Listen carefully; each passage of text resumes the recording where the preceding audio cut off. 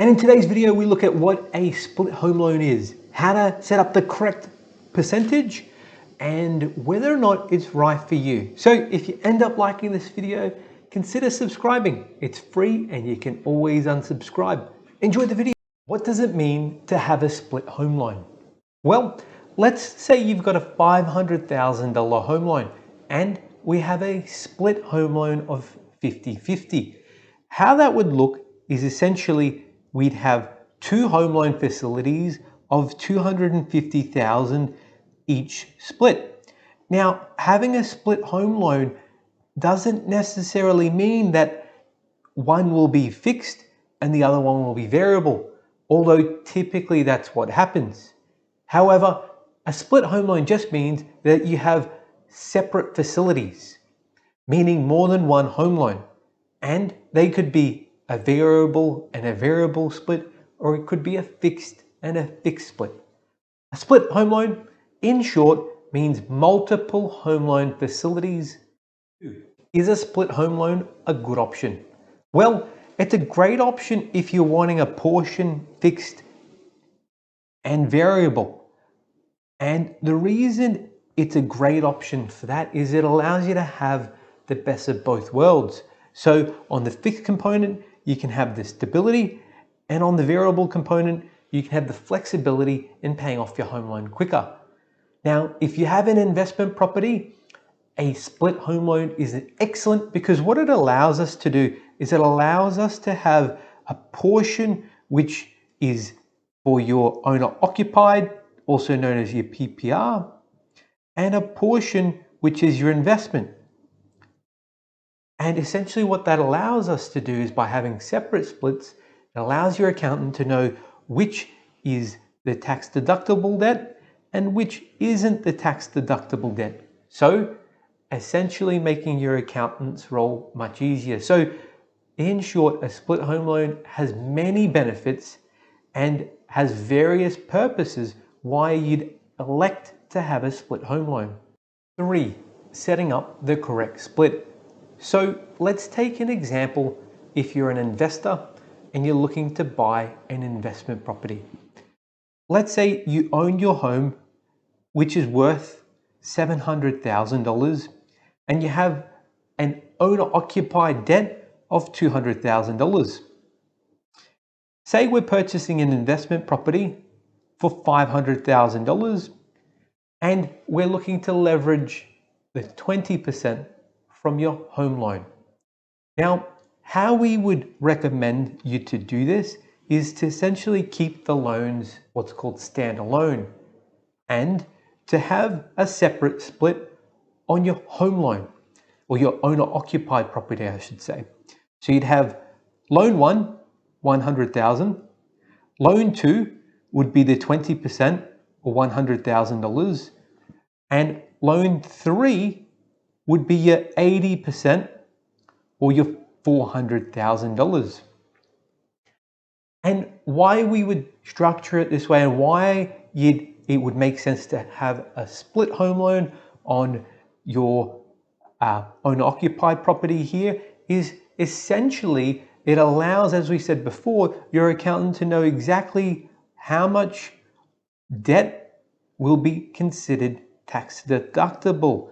And in short, allowing them to very quickly and easily understanding where the interest is going and for which property that interest is being charged. So as an investor, this is a way you want to set up your home loan splits, and this is a really great utilization of a home loan split loan. 4, setting up the right split if you're a homeowner. So typically there'll be a few reasons why you'd set up a split home loan if this is your own home. The first and the most logical reason is if you're wanting a fixed and variable component.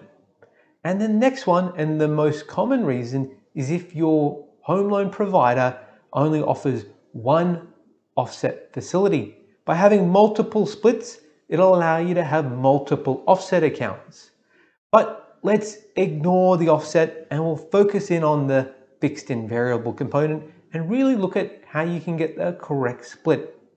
So let's say that you've got a $500,000 home loan and you're looking for a fixed and variable home loan split.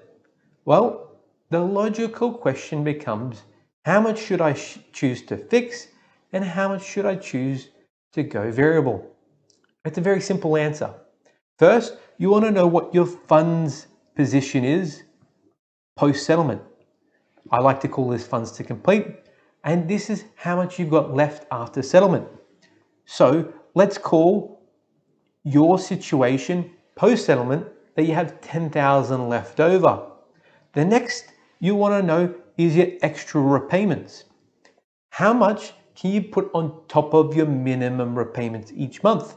So what you'll do is you'll find out how much you'll pay on the $500,000 on the fixed rate and how much more you can pay on top of the minimum.